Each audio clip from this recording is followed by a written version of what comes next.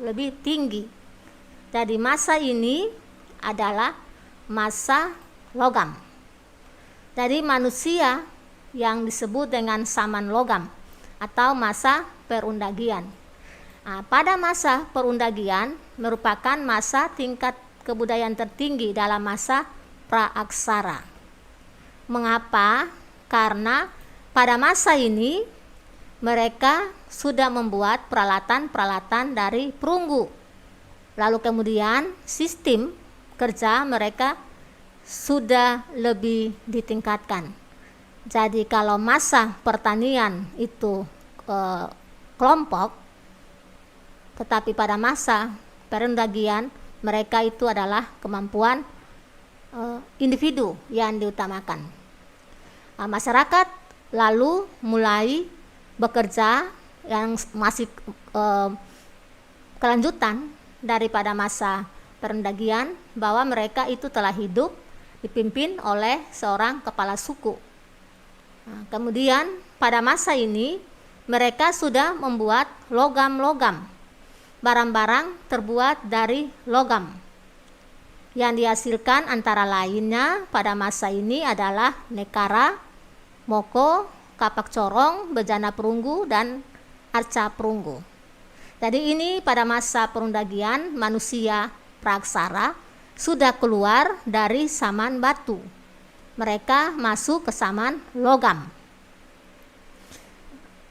Selanjutnya, sekarang setelah kita bicara tentang kehidupan masa praaksara, zaman batu dan zaman logam, kita lihat nilai-nilai apa yang dapat ditinggalkan dari hasil kebudayaan manusia praaksara yang masih ada ataupun yang pernah ada. Hasil dan nilai kebudayaan masa praaksara itu ada beberapa, yaitu penemuan teknologi sederhana, sistem kepercayaan, nilai kebudayaan praaksara. Nah, kita mulai lihat dengan yang pertama, penemuan teknologi sederhana. Dalam penemuan teknologi sederhana itu ada beberapa hasil yang boleh ditemukan pada masa praaksara, yaitu penemuan api, peralatan batu dan tulang, teknik pembuatan alat batu, pembuatan tempat tinggal, pengolahan logam. Sedangkan dari sistem kepercayaan adalah jenis kepercayaan penguburan jenazah, benda-benda pemujaan. Lalu dari nilai kebudayaan praaksara yang dapat kita petik atau kita ambil, yaitu kreativitas, menjaga lingkungan alam, hubungan sosial, dan harmoni. Mari kita lihat satu-satu. Kita lihat yang pertama, penemuan api. Penemuan api, berdasarkan penelitian, penemuan api ini terjadi pada masa manusia purba jenis Homo erectus. Homo erectus telah menggunakan api untuk mengolah makanan yang diambil dari alam, menghangatkan badan, menerangi ruangan, dan mengusir binatang buas. Jadi menerangi ruangan berarti itu mereka masih hidup dalam goa-goa. Nah, pada awal pembuatan api dilakukan dengan cara membentur batu api dan menggosok kayu. Nah, ini pun juga kalau ini api, kalau kalian batu-batu kalian gesek, pasti akan menimbulkan percikan api. Percikan api ini dihasilkan diarahkan pada dedaunan kering. Kemudian diperbesar dengan menambahkan kayu bakar. Pada masa manusia erectus ini, cara mendapatkan api itu pun juga terkadang kalau ada di daerah-daerah tertentu, cara membuat api sama dengan masyarakat Homo erectus. Pada masa bercocok tanam, manusia menggunakan api untuk membuka hutan, jelas. Mereka menebang pohon-pohon yang berukuran besar lalu membakarnya agar lahan menjadi bersih dan mudah ditanami. Jadi sebenarnya penemuan api dan cara membuka lahan bukan saja manusia praaksara, tapi dia pun nilainya dan dia punya hasilnya juga masih sampai sekarang kita gunakan. Nah, itu penemuan api yang pertama. Yang kedua, teknologi yang kedua dari masa praaksara, peralatan batu dari tulang. Kebudayaan yang mengembangkan peralatan batu dan tulang di Indonesia terbagi atas dua, yaitu kebudayaan Pacitan atau budaya Pacitan dan budaya Ngandong. Nah, kebudayaan Pacitan identik dengan alat-alat batu berupa coper atau kapas primbas.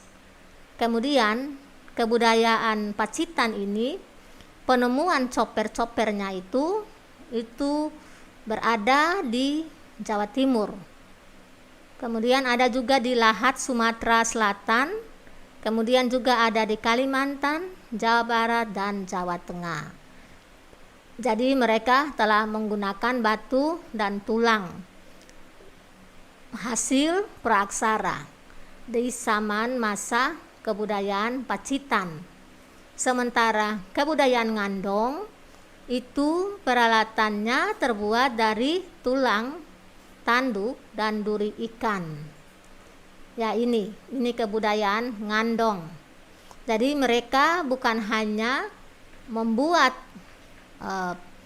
hal-hal yang berhubungan dengan kehidupan pada masa mereka, bukan hanya dari batu, tapi dari tanduk binatang dan dari duri ikan serta tulang binatang. Jadi ini sudah ada sedikit kemajuan.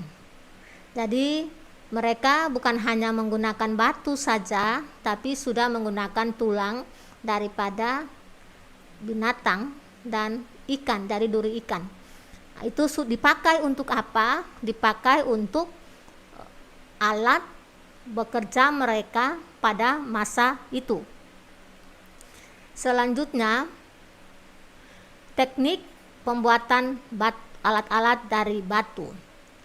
Teknik pembuatan alat-alat dari batu pada masa praaksara, yaitu ada tekniknya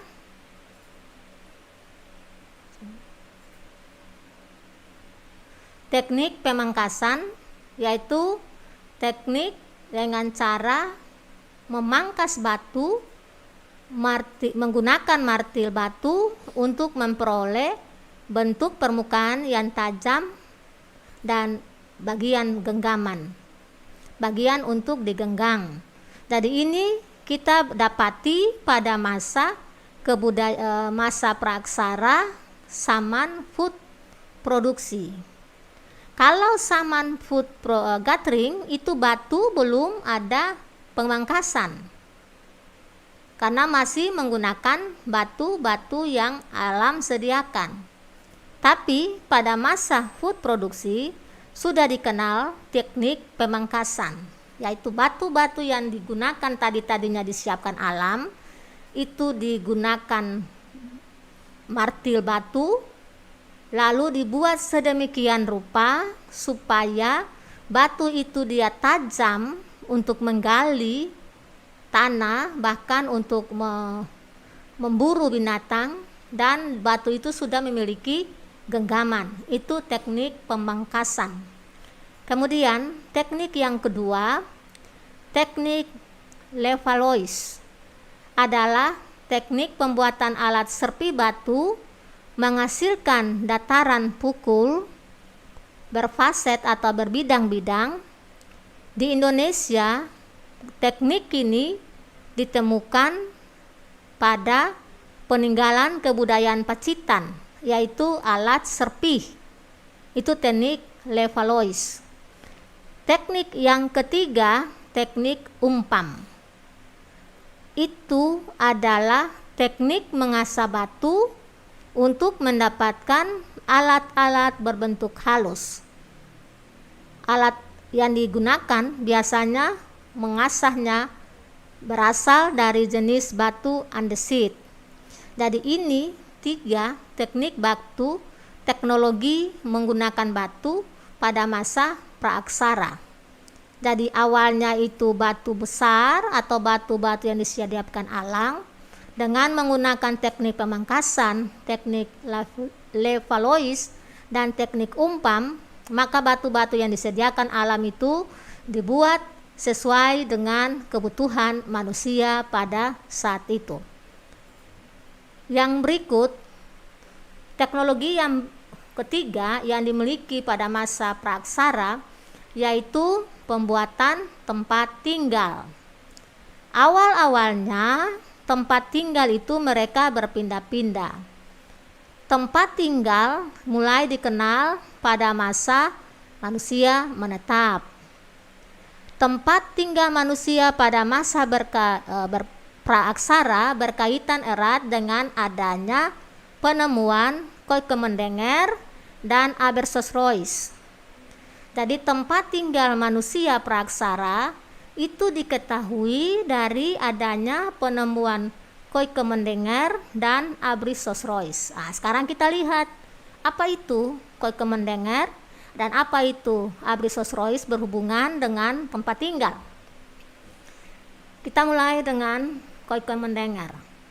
Kooikomendengger berasal dari bahasa Denmark yang berarti sampah-sampah dapur. Jadi Kooikomendengger adalah timbunan atau tumpukan fosil kulit kerang dan siput yang menggunung.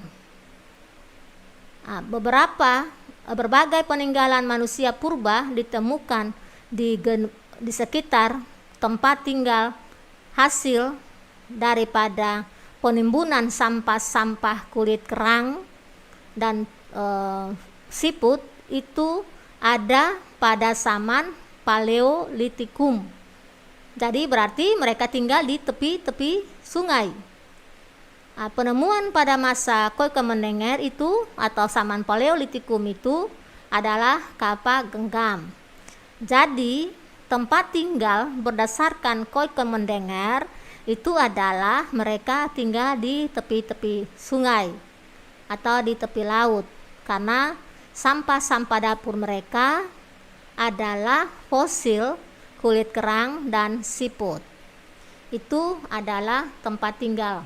Teknik tempat tinggal berdasarkan penemuan fosil-fosil manusia purba. Yang berikut, tempat tinggal yang berikut adalah Aberystwyth. Agak sedikit berbeda. Kalau ini penemuannya berdasarkan tempat timbunan kulit fosil kulit kerang dan siput, maka Aberystwyth adalah gua. Jadi manusia tinggal di goa. Goa yang merupakan ceruk pada batu karang. Jadi ada batu karang, tapi ada dia pun ceruk. Dia punya tempat di mana ada pintu dan manusia itu tinggal di situ. Itu namanya Aberystwyth.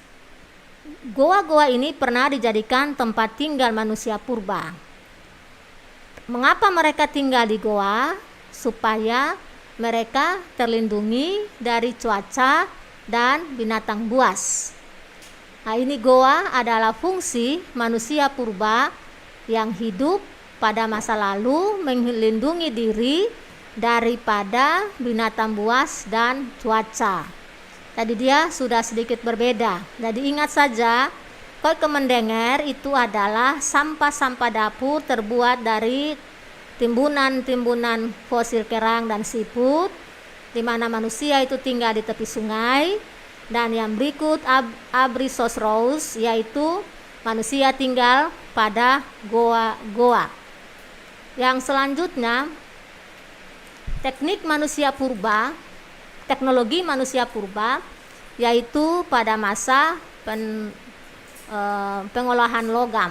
Ya, ini masa perundagian. Kalau pada masa penemuan tempat tinggal itu berdasarkan Aberystwyth dan Kooikomendengger, berarti itu manusia masih berpindah-pindah. teknologi pada manusia purba selain penemuan api, kemudian tempat tinggal, dan teknik mengolah batu dan logam, mengolah batu dan tulang, ada juga manusia purba telah memiliki teknik pengelolaan logam. Teknik pengolahan logam yang berkembang di Indonesia itu berasal dari kebudayaan Dongson. Jadi kebudayaan Dongson ini bukan berasal di Indonesia, tapi dia dari Asia yang dibawa oleh bangsa Dotro Melayu. Dari sekitar Vietnam. Nah, kalau pada materi awal, materi ketika datangnya nenek moyang bangsa Indonesia, Ibu sudah ajarkan tentang Dotro Melayu. Jadi keturunan daripada kebudayaan Dongson yang dibawa oleh bangsa Dotro Melayu inilah yang memperkenalkan peralatan logam dari perunggu. Jadi ini sudah ada datangnya bangsa lain ke Indonesia, khususnya bangsa Dotro Melayu, menyebabkan Indonesia itu dia keluar dari zaman batu ke zaman logam. Nah, pada masa itu manusia Indonesia Praksara berbaur dengan bangsa Dotro Melayu, mereka sudah mengenal dua teknik pengolahan logam perunggu, yaitu teknik akir perdu dan bivalve. Nah, sekarang kita lihat beda antara dua teknik pengolahan logam itu. Yang pertama, teknik akir perdu, yaitu teknik cetak lilin. Karena model dari tanah liat yang akan dicetak dilapisi lilin. Nah, jadi ini teknik cetak lilin. Teknik akir perdu itu digunakan membuat benda-benda perunggu yang memiliki bentuk dan hiasan yang rumit. Sementara teknik ini hanya dipakai satu kali saja. Sementara teknik yang kedua, teknik bivalve, itu teknik setangkup, menggunakan dua keping cetakan terbuat dari batu, lalu kemudian logam itu dimasukkan ke dalam batu, lalu dicetaklah sesuai dengan keinginan. Nah, teknik ini itu dipakai berkali-kali. Misalnya kalian lihat teknik pembuatan gomblo. Nah, itu teknik bivalve. Jadi satu cetakan itu dipakai berkali-kali. Tapi kalau teknik akir perdu itu satu kali saja. Setelah dibuka, kita ketika kalian menginginkan satu barang menggunakan teknik akir perdu, maka setelah kalian membuat apa yang diinginkan, buka, dia punya cetakan, tidak bisa lagi digunakan. Selanjutnya kita masuk kepada jenis-jenis kepercayaan. Jenis kepercayaan manusia purba itu ada 3: animisme, dinamisme, dan totemisme. Kalau animisme kalian sudah biasa, bahwa manusia percaya kepada roh nenek moyang. Dinamisme, manusia percaya kepada benda-benda besar. Sementara totemisme, manusia percaya kepada binatang-binatang tertentu sebagai lambang nenek moyang mereka. Tadi bukan hanya animisme dan dinamisme, tapi juga sekarang ada totemisme. Misalnya kalian kalau orang percaya totemisme, kalau animisme kalian sudah mengetahui contohnya. Dinamisme kalian sudah mengetahui contohnya. Tapi kalau totemisme, ambil contoh. Kucing itu sangat dipercayai. Makanya kalau kalian lihat kucing itu ditabrak oleh mobil atau motor, tidak dibiarkan. Tetapi kucing itu pasti diangkat, kemudian dibungkusi dengan sesuatu kain putih, lalu ditanam layaknya manusia. Berarti manusia percaya kepada kucing itu memiliki sesuatu kekuatan. Selanjutnya, benda-benda pemujaan. Ini banyak sekali kalian dapati benda-benda pemujaan, baik itu yang bersifat animisme dan dinamisme. Kemudian benda pemijaan zaman megalitikum, ada menhir, ada dolmen, sarkofagus, punan berundak, dan kubur batu. Itu nanti saja kalian sejak SD, SMP sudah tahu apa fungsi menhir, apa fungsi dolmen, sarkofagus, punan berundak, dan kubur batu. Nah, sekarang apa saja nilai kreativitas yang ditinggalkan oleh masyarakat praksara, yaitu misalnya mereka sudah menciptakan teknologi sederhana. Kemudian nilai kreativitasnya adalah mereka juga sudah bisa menciptakan teknologi memotong pohon atau memotong daging hanya dengan pisau yang terbuat dari batu. Kemudian mereka juga sudah mengenal kondisi alam dan belajar dari alam bahwa bagaimana memenuhi kebutuhan mereka dengan menciptakan teknologi meskipun masih sederhana. Lalu yang berikut, mereka sudah bisa menjaga alam.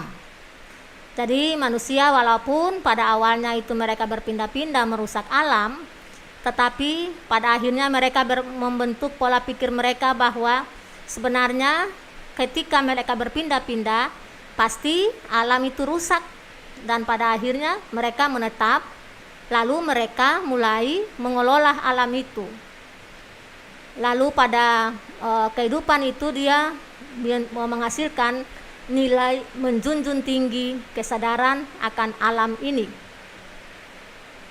Itu kalian bisa melihat dia punya ini. Lalu bagaimana hubungan sosial dan yang harmonis, karena masyarakat prasejarah itu hidup di goa-goa besar dan dalam kelompok-kelompok besar. Jadi yang jelasnya kehidupan sosial itu ditujukan dengan pembagian tugas dan yang jelas dalam kelompok-kelompok. Lalu kemudian mereka pun juga sudah mengenal upacara penguburan.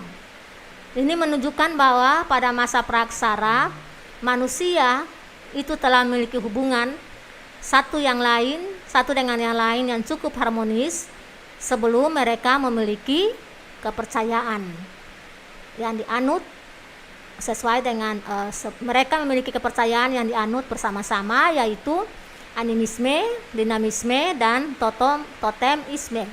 Ya, itu saja materi kelanjutan daripada kehidupan masa praksara. Jadi dapat disimpulkan bahwa kehidupan masa praksara, kehidupan masa belum mengenal tulisan itu warisannya masih ada sampai dengan saat ini. Misalnya saja kita hidup saling tolong menolong, gotong royong. Kemudian kita pun juga terkadang masih menggunakan alat-alat yang terbuat dari batu, bahkan tulang. Sekalipun teknologi modern sudah merambah dunia, tapi teknologi masa praksara dari batu dan tulang itu masih sampai sekarang kita gunakan. Ya, Kakak Eca, itu saja materi masa praksara Indonesia, kehidupan dan kebudayaan masa praksara Indonesia. Harapan Ibu bahwa dengan materi ini kalian bisa melihat bahwa warisan masa praksara saja begitu baik, bagus, bahkan dimiliki sampai sekarang, maka kalian pun juga yang hidup dalam zaman modern ini bisa menjaga warisan daripada nenek moyang, daripada leluhur kita. Terima kasih Kakak Eca.